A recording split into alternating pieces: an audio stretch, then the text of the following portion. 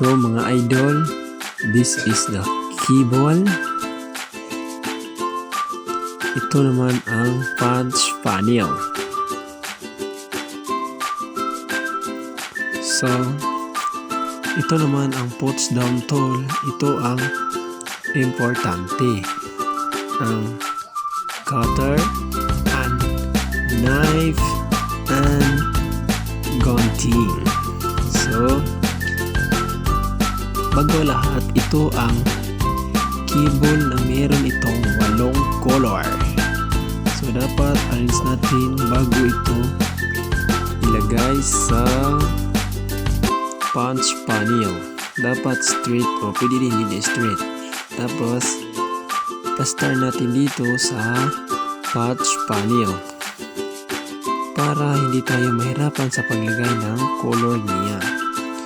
So una natin ilagay na color ay brown. Dapat yan. Dalawa naman ay white brown. Tatlo ay green. Dapat sunod-sunod ang color.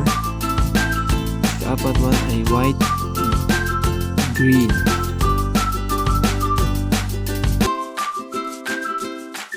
At yung panglima ay orange. At pagkatapos na ng orange ay isunod naman natin yung white orange niya. At blue. White, blue yung panghuli niya.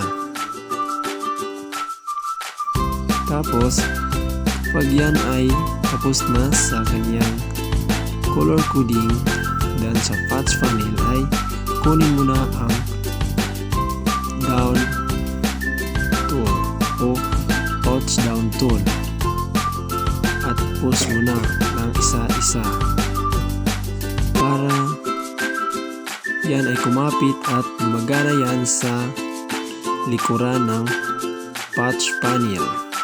Yan.